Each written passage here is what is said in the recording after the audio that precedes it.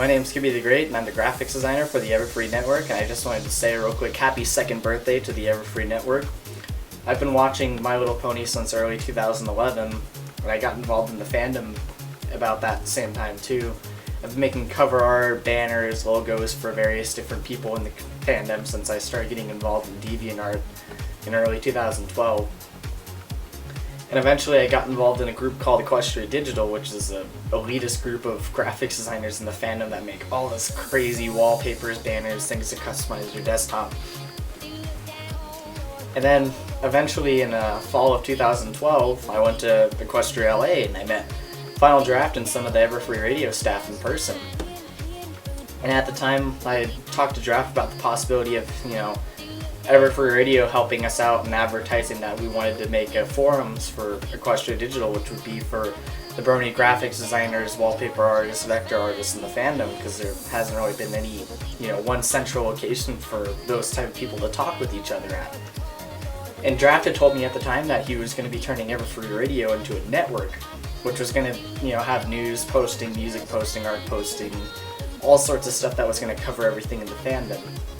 And he asked me if I could, take a few people from Equestria Digital and help them out with art posting and, finding wallpapers and, that kind of digital art. Which, that got us talking more and more with each other, and eventually in early 2013 I helped them out with a 1980s project, which never happened. Anyway though, they were really impressed by some of the stuff that I could make. Most of the staff hadn't seen, the art that I could make, and they were actually, really happy with the stuff I made. And then a few months after that, their graphics designer, Sterling, said that he wasn't going to have a lot of time anymore to make them, art like he used to. So Nash was searching around to find someone that could help them out with, all the new stuff that they wanted to implement on their site. So he sent me a message and he said that he was looking at my DeviantArt and he said that he really liked my stuff. He said that Sterling had told him about me. And eventually that led to him to asking me if I could, help them out with all the new art that they needed for the new parts of their site that they were making. So eventually that led me into making stuff for the art posting site, the news site, the PMV site, all sorts of stuff for EFN, t-shirts, banners, new logos, almost everything. And it's been so much fun working with the Everfree Network this year. I've helped them set up a Tumblr with DJ Midley, and we have all of our silly shenanigans on there. And most recently, I also helped them design an OC for the Everfree Network, Starflower, which was so much fun working with everyone on designing her.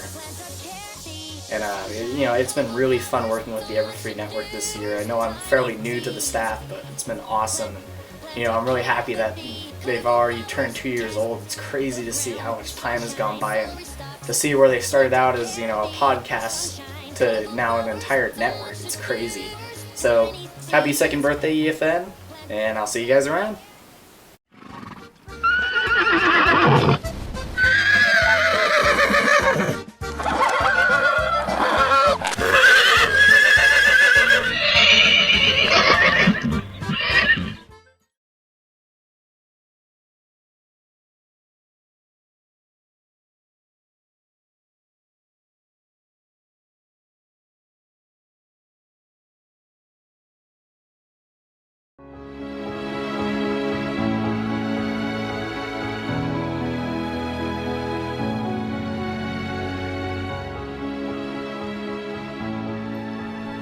So today's topic is starlifting, a way of removing mass directly from a star, like our sun. I've talked about starlifting from time to time in the past, but never in a detailed way, so we will explore it in depth today. How you would do this, and why you would do this, are our primary goals for today, though we are going to cover them backwards, by asking why you want to do this, then discussing the various methods. I should add that if you are new to this channel, that this probably is not the best episode to begin with. It is loosely tied into the Megastructure series, so while you do not need to have watched those first, it will help, and you may want to watch them and come back, or watch them afterwards, particularly episodes 4, 5, and 8. Before we jump into how we gather matter from off a star, let's talk about why you would do this. There's basically 7 reasons. Number 1. to get hydrogen from the star. Number 2, to get the other elements from that star. Number 3, to make heavier elements via transmutation. Number 4, to extend the lifetime of a star. Number 5, to decrease the brightness of a star. Number 6, to make new stars. Number 7, to prevent a larger star from exploding. Now, many of those overlap, of course, but they form your motivations for doing this, and it is a time and effort-intensive process, so you need good motivations. I joked in the teaser for this episode last week that it is how you destroy a star, which is true enough, but it is like destroying a star the same way you destroy a mountain by mining it. Destruction is not your real objective. Stars are mostly made up of hydrogen, the most abundant type of normal matter in the universe. They convert that into helium to produce energy by nuclear fusion. In the larger stars, as their cores get depleted of hydrogen and they begin burning helium, they can also produce heavier elements too.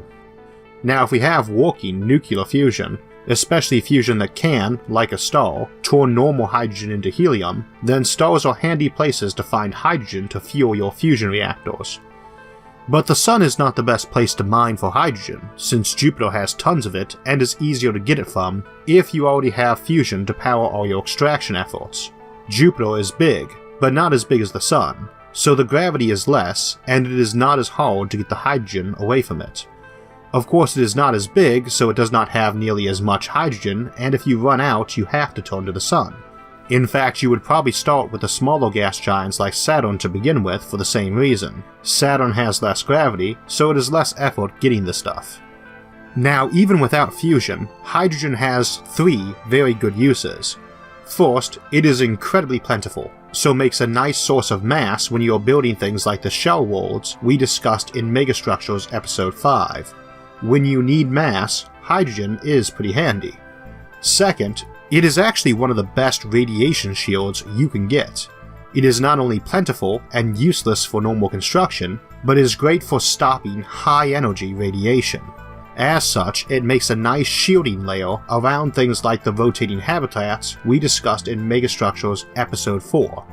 Being both cheap and plentiful, you can shield space stations from collisions, radiation, and attack by having thin-walled tanks of hydrogen surrounding your structure like armor. If you are powering that with fusion reactors, it also makes a good place to store your fuel. Third, hydrogen is plentiful in the universe, but in the inner solar system it is quite uncommon, with the obvious exception of the Sun itself. And oxygen, the third most abundant substance in the universe, is the most common substance in the inner solar system, and those two make water, which is important for life.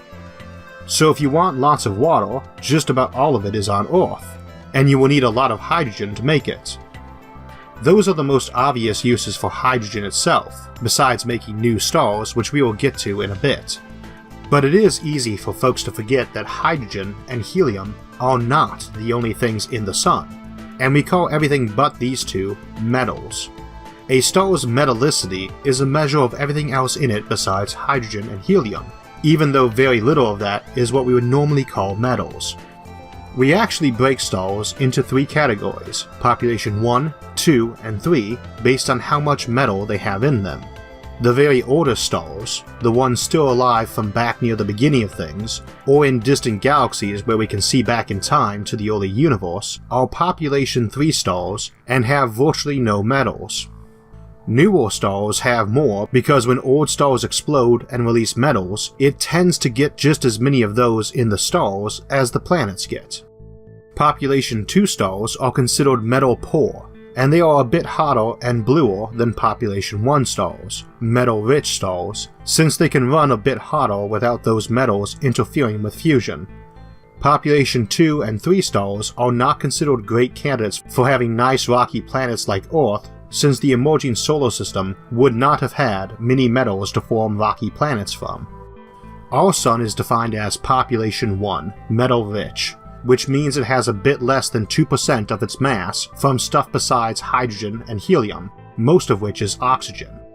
A bit less than 2% might not sound like much, but it means the Sun has more of these metals than the rest of the solar system combined, since even Jupiter, which outmasses the rest of the solar system combined itself by a large margin, only masses 1,000th of what the Sun does, and it is mostly hydrogen and helium too. Meaning the Sun has something like 20 times Jupiter's total mass, or 6 or 7,000 times the Earth's mass, in these metals. You might think the denser materials would all be packed up in the core of the Sun, but they tend to be fairly well distributed throughout. The Sun is quite convective, and the contents mix around like a bubbling soup. So if you lift matter off the Sun, you will get plenty of these metals too. Most is oxygen, and the biggest chunk of the remainder is carbon, followed by nitrogen. And those are the three biggest consumers of mass when you are trying to make artificial space habitats and planets. Whenever I am talking about Dyson spheres, which is technically almost never since I am usually talking about Dyson swarms instead, I get asked by some where you would come up with all the mass to build one of the spheres or swarms. Now, as I have mentioned in the past, there is more than enough material in the planet Mercury alone to build a swarm of thin power collectors around the Sun. But if you need a lot of mass so you can build more substantial structures, the Sun is a great source in and of itself. If you extracted all those elements besides hydrogen and helium from the Sun, you would have a couple thousand times more of them than you would from disassembling all the rocky inner planets and asteroids combined. If we were envisioning trying to build a classic Dyson shell around the Sun out at Earth's distance, this would be a per surface of around 3 times 10 to the 23rd square meters. If you only use Earth's mass, this would only give you about 20 kilograms per square meter. Again, more than enough for solar panels around the Sun, but not much to live on. Yank all that matter out of the Sun, and this becomes a much more robust figure of about 100 tons a square meter, which is definitely a comfortable amount of material to be building human habitats out of. You have everything you need to make rock, and water, and air out of. Of course, if that is not enough, we still have the option of transmutation. Heavier elements are made by nuclear fusion. Hydrogen turns into helium that turns into carbon, oxygen, and so on. So hypothetically, you can turn hydrogen into, say, iron, with some steps in between, and actually gain energy from doing this. We have not yet mastered the easiest type of fusion, which is hydrogen's isotopes deuterium and tritium, but if we manage to get this unlocked, we might be able to do plain vanilla hydrogen fusion too, and learn to turn helium into carbon, which is even harder, and possibly all the higher ones. It is all about getting a high enough temperature and pressure in your reactor, and if you can do that, you can not only make those higher elements in a reactor, but get a net positive amount of energy out of it. 2 birds with 1 stone. This is obviously preferred if you can do it, since you can not only yank hydrogen and helium off your Sun and turn them into whatever you want, but also gain power from it. But right now, we can make these things by slamming lighter nuclei together in a super collider. That costs power, quite a lot of it, but if you need heavier matter because you don't have enough of it, and most of your Dyson swarm consists of power collectors, not artificial habitats, you can use all that extra power from the Sun to scoop hydrogen and helium up from the Sun and run it around a giant super collider also powered by the Sun. As you do this, you will also be decreasing the mass of the Sun, and so also decreasing its power output. But that is actually a good thing, since if the Sun is getting dimmer while you are making more matter to build stuff around it, you will also need less and less matter to absorb all that light, since there is less of it, and you just keep going until you reach a happy medium. You make your star lighter and lighter, and dimmer, making material to encompass that star, until you have what you need to encompass that newer, dimmer star that doesn't need as much mass to encompass it anymore. So it really doesn't matter how inefficient this process is. But again, the fusion of matter into heavier elements produces energy, so there's a very good chance you could run this operation at a profit rather than having to dump tons of energy down the drain for transmutation. But if that's your only option, it is still doable. Of course, that is not the only reason to decrease a star's mass. Stars get dimmer as they lose mass, quite a lot dimmer too. A star twice as massive as our Sun is not twice as bright. They are about 16 times brighter, while 1/2 as massive as us is about 1/16 as bright. Because of this, even though bigger stars have more fuel, they do not live nearly as long. Less than you would think, since they tend to explode long before they use up all their hydrogen. Smaller stars use a lot more of their hydrogen, and they use it a lot slower, so they live a lot longer. Our Sun is about halfway through its life of about 10 billion years. Ones twice as big live a bit under 2 billion years, while 1/2 our size would live more like 60 billion years. So we could extend our Sun's lifetime by removing some of its mass, more than you might expect, since by decreasing that mass, we let it store around its contents more to make it keep going longer with less helium in the core, killing the current hydrogen fusion process. Indeed, you could constantly starlift, removing the helium and other elements and dumping the hydrogen back down, and even adding more hydrogen from other sources to potentially extend that star's lifetime indefinitely, so long as you have hydrogen to keep adding. And again, smaller stars churn their contents up more, so decreasing a star's mass makes it easier to remove the helium, which could be thought of as a poison or toxin that kills stars. Also, again, smaller star, dimmer star, less material needed to make use of the light it does put off. Yank just 10% of our Sun's mass off, and it would be about 2/3 as bright as now, needing only 2/3 the material to construct a Dyson swarm, and you will have about 30,000 times the mass of Earth in matter to play with. Of course, what you do with all that removed hydrogen and helium is another story. So is capturing it when it comes off the Sun, which we will talk about when we discuss how you actually do starlifting in a couple minutes. You have the option of making another smaller sun out of it, and again, smaller suns are a lot better at converting hydrogen to helium without exploding before they finish.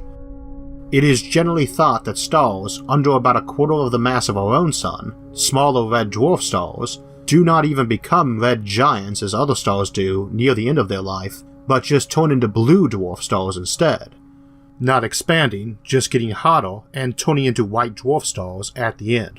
We cannot be sure, since no star in the universe of that mass has been around long enough to do this, but these are the type of red dwarf stars that are thought to be able to live over 1 trillion years.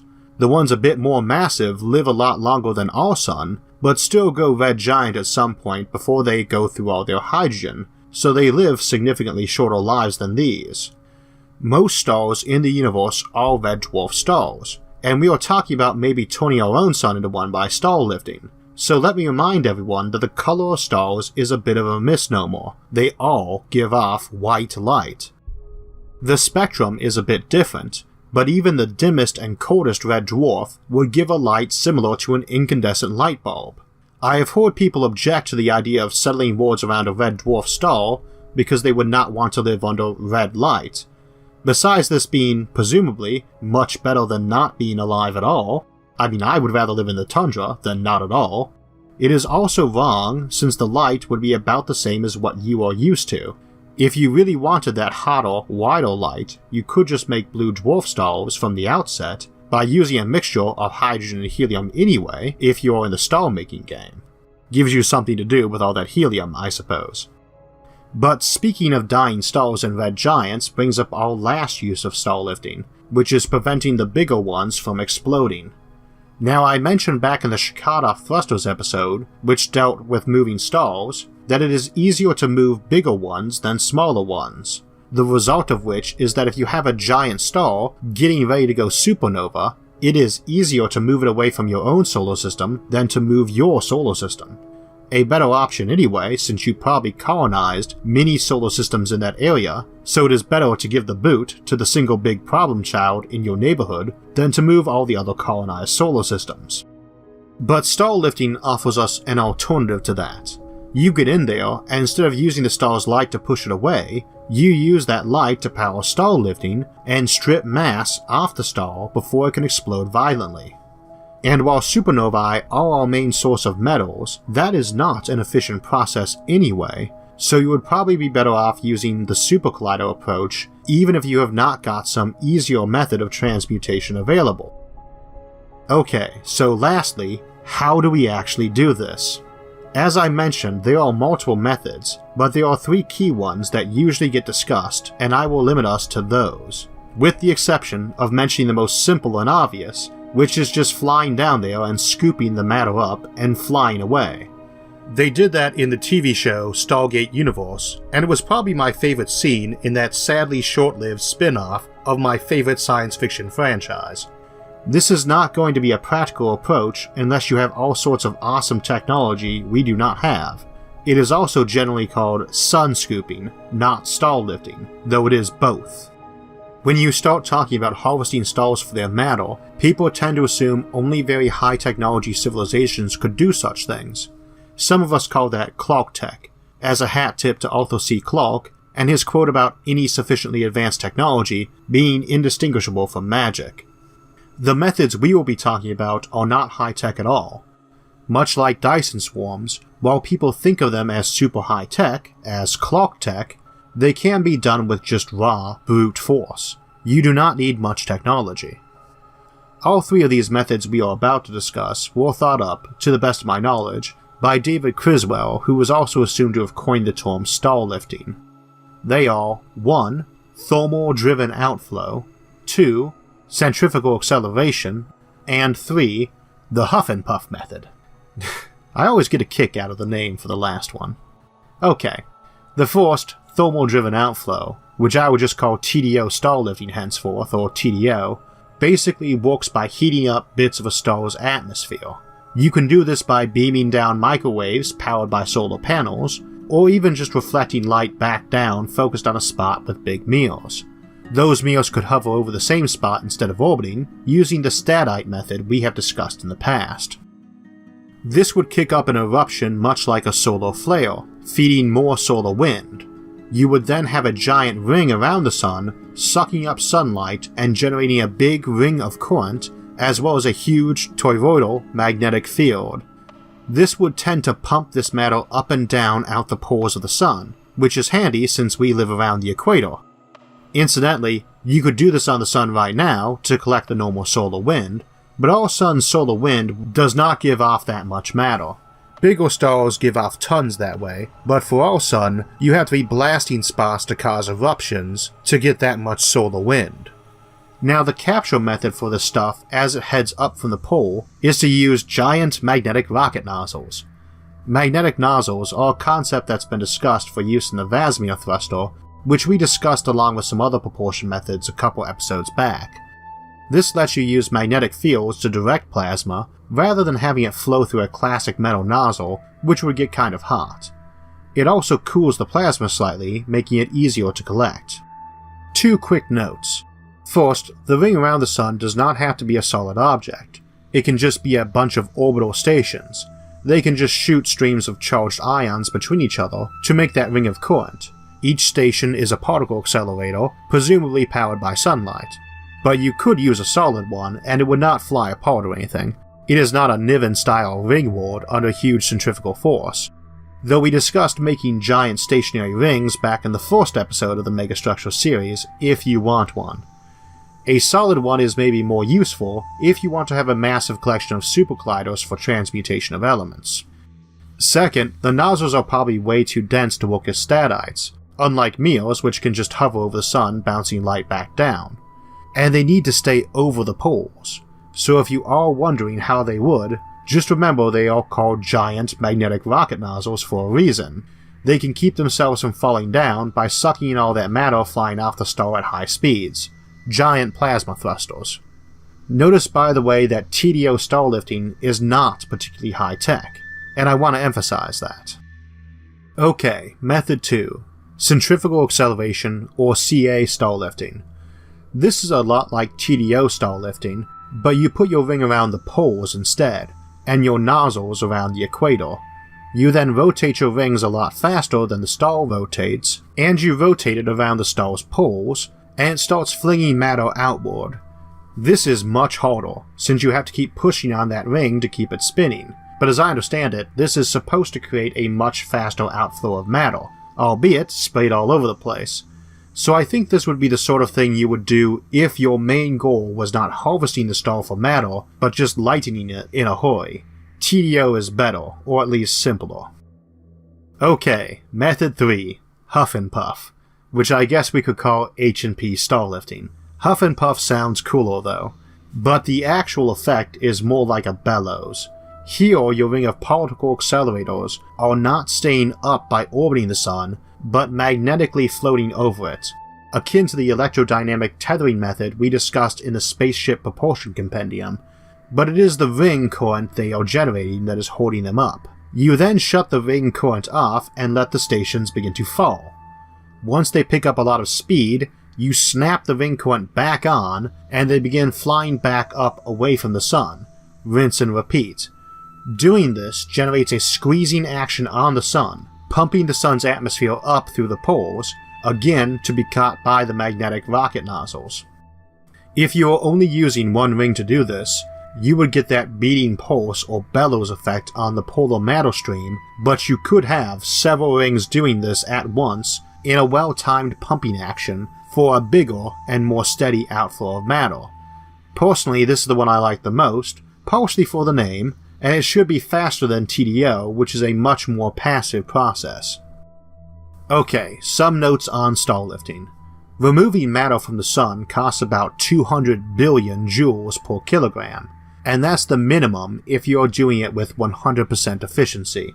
That's 1,000 times what it is to get off Earth, so do not think this is an easy process. That said, while it costs a couple hundred billion joules of energy to yank a kilogram of matter off the sun, fusing a kilogram of hydrogen into helium gets you more than 1,000 times that much energy, so even if you are not doing it too efficiently, the sun provides a lot more power from fusion than is needed to take the sun apart. If you use the sun's entire energy output at 100% lifting efficiency, you could remove about an Earth's worth of mass this way every century, and take apart the sun in about 30 million years. Realistically, even getting 10% efficiency would be very impressive, and you would not be using all the sun's light for this, so think of this as a very slow process. Not that the more optimistic 30 million years is exactly fast.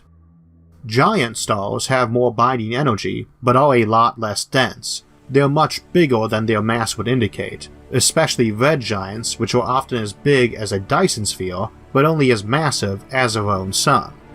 They are also way brighter, giving you way more power to work with, so you can pull one apart a lot faster. I would not want to go racing off trying to prevent a supergiant star that just transitioned into a red supergiant and trying to suck the mass off it before it went supernova. They usually only spend 1 or 2 million years in that state. But you probably could do it. Needless to say, getting there when they are younger is a smarter idea. But that is one of the reasons why I tell people that interstellar civilizations do not need to worry about a supernova wiping them out. A supernova is not a particularly big threat to a K2 civilization, let alone a bigger one, and anyone engaging in starlifting is almost by definition a K2 civilization, or very close to it. Speaking of which, in 2 weeks, we will be discussing a lot of the other cool things a K2 civilization, or Kardashev 2 civilization, can do in an episode on the Kardashev scale. We have talked about that before, but always in passing and usually just one cool thing they can do. That topic got picked by the Facebook group, Science and Futurism with Isaac Arthur, and we always have a poll going on over there to pick topics for the channel, so head on over and join and vote. This week's video was selected as our topic by our Patreon group, the winner being Bill Maines, and I wanted to thank him for selecting this topic and helping me plan out the material. We also have our third and final topic winner, Neo Navris, who has selected stars as our topic, which we will do sometime in November. We still need to flesh out what will be covered, but I will be demystifying a lot of the astronomical terms, and also discussing a lot of the weird hypothetical stars like quark stars or dark matter stars. These Patreon picks have been a lot of fun to do, so I will probably continue this with a modification in the future. I'll put those details out when I decide the best way to do that. Next week's topic, however, is cryptocurrency and blockchain, and we will be looking at these concepts and contemplating how they might be useful in related areas or for things like interstellar commerce. where it might take years to confirm someone's bank account balance if they are visiting from another solar system. So again, next week is cryptocurrency. Don't forget to subscribe to the channel if you want alerts when that and future videos come out. And in the meantime, you can try out some of the other episodes on the channel. If you enjoyed this episode, don't forget to like it and share it with others. Until next week, thanks for watching and have a great day.